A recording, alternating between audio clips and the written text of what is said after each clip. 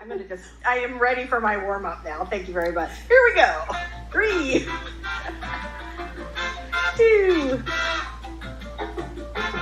1. Let's sprint. Well, hello. It's been a little bit since I made a video. That last one I made, which I will link up here if you missed it, was long. It took me quite a while to get up there. Thank you guys so much for all of the thoughtful responses to it. As you can see, I'm not in my usual place. I'm actually in Seattle staying with my parents for the summer. We, packed up all our stuff and had an awesome road trip. We took 4 or 5 days to drive from Texas up to Washington. It was a beautiful drive. It was really nice.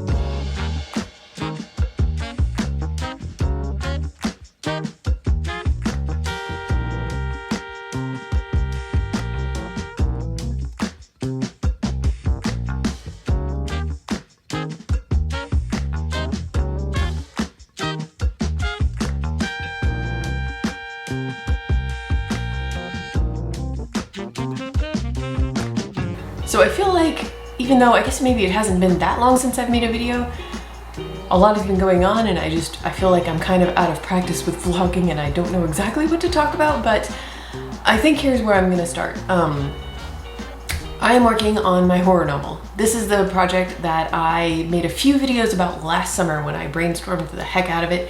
It was called Kith. It still is called Kith. And I have a friend of mine who is a writer that I absolutely adore. Her books are incredibly brilliant. She writes across many genres in middle grade, young adult, and adult fiction. And a few months ago we were talking and discovered that we both had these adult horror ideas. She told me the pitch for hers. It was completely brilliant. And in the past, we've done this thing where we would work on projects at the same time, create Google documents, and share whatever we wrote that day, whether it was like drafts, parts of the draft, like chapters, or just brainstorming or anything, and read each other's work. And it was more about being cheerleaders for each other than really giving like critical feedback, because this is like very early stage stuff, where you just kind of want to let your imagination run wild. But it was so motivational. And like reading her writing is so inspirational to me. She's just so good. So we're gonna do that this summer, and that has just kicked my butt in gear to start working on this horror novel. And so I have had that Scrivener document open for the last few days. I have been doing my research, which I did a lot of last summer, but I needed to refresh myself because it's been a while. And right now that includes watching for, I think maybe the 3rd time in my life, the Ken Burns documentary on the Dust Bowl, which is fascinating and horrifying and provides kind of like, it's a big part of the backstory of this book. So yeah, I have forgotten how to vlog. This is like super rambly, but that's what I'm going to be working on today. And the first sprint, the time is almost up, so we will check in on some other developments later. Helps or hurts if an author has a big ego? What do you guys think? Ultimately, I think it hurts. I think to pursue publishing, you have to have like a balance of enough ego to be like, hey, people should pay money for this story that was inside my head. Right. But enough humility and humbleness to accept all the inevitable rejection and criticism that's going to come your way. And if you just purely have a big ego, you're not going to take that rejection very well. I think your answer is so spot on. I think you're exactly right. You need both a big ego so that you can withstand all the crap that is publishing, and also you need some humility, so you can continue to improve, and Yep. just because it's important, there are lots. Oh yeah, and like taking criticism and like actively applying it and getting better. Right. You don't want you just have a giant ego and like it's gonna get in the way. You can't get any better. Exactly. It's harder to grow as an author throughout your career, for sure.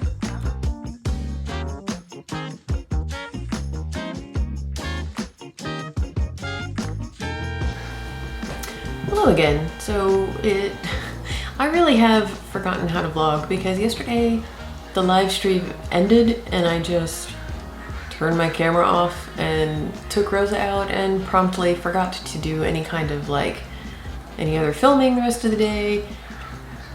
Just totally forgot, slipped my mind. Didn't vlog this morning. I was doing the book packager job and yeah, you guys are gonna have to forgive me. I'm just kind of out of sorts, but I will get back into it properly, hopefully soon. This summer might be a little weird, that's all I'm saying.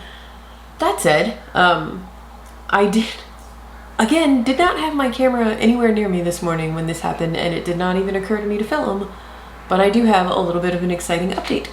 As you guys know, I think I mentioned in one of my videos, this was back in May, that I sent a query, one single query, and I got a very encouraging response to that. It was a request for the full.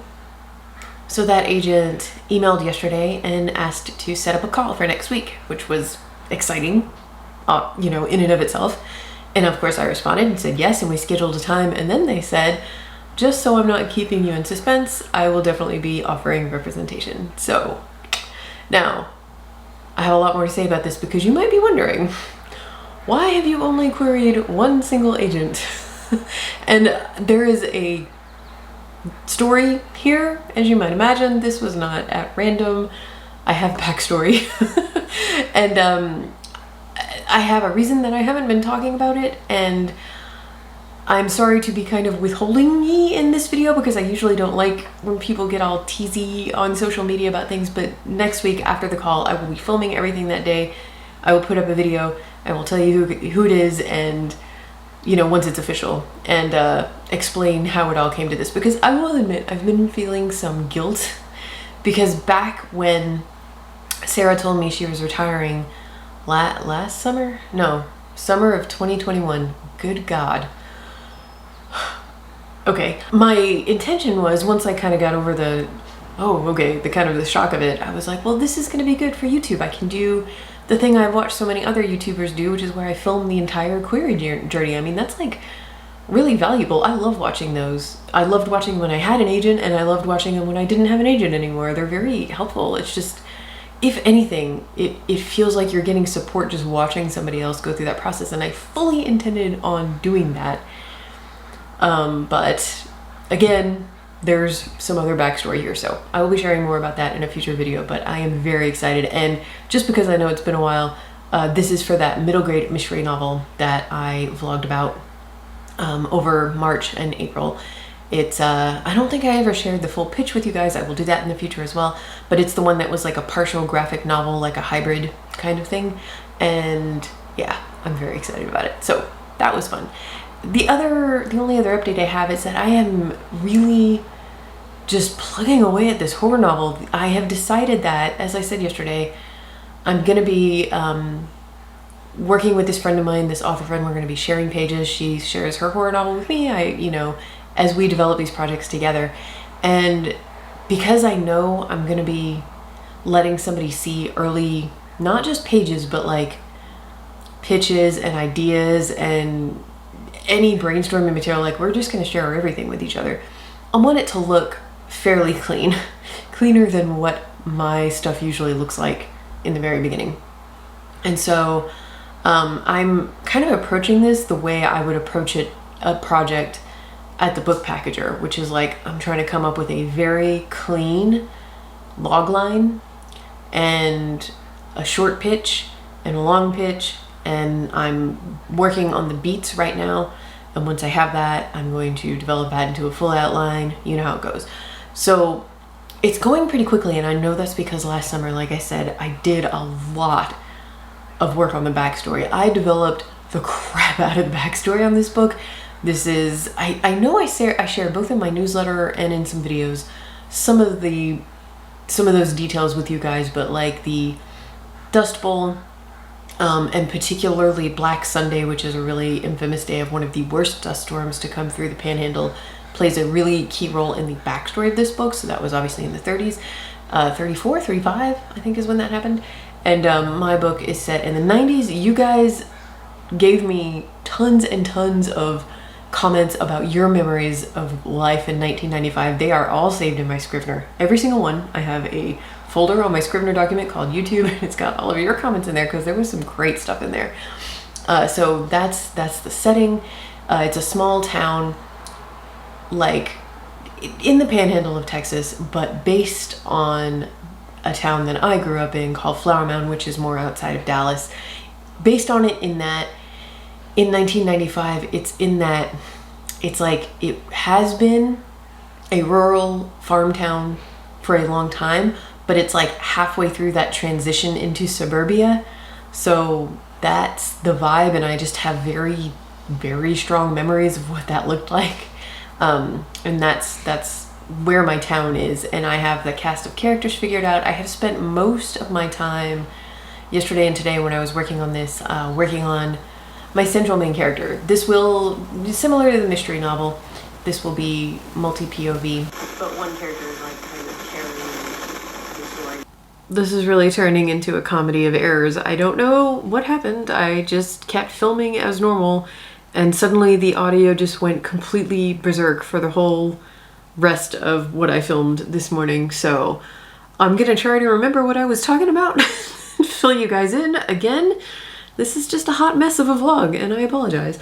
So I was talking about Dawn, the main character of the horror novel, and how I've been spending this time kind of like working out the beats of the story, but really, really drilling down on how the internal stuff, like her flaws and the traumas of her past kind of are really intrinsically tied to the horror element of this story in ways that she does not fully understand. And I'm just gonna go ahead and say all this off the top of my head. I don't know what I already included in this video or not, so sorry if I'm repeating myself.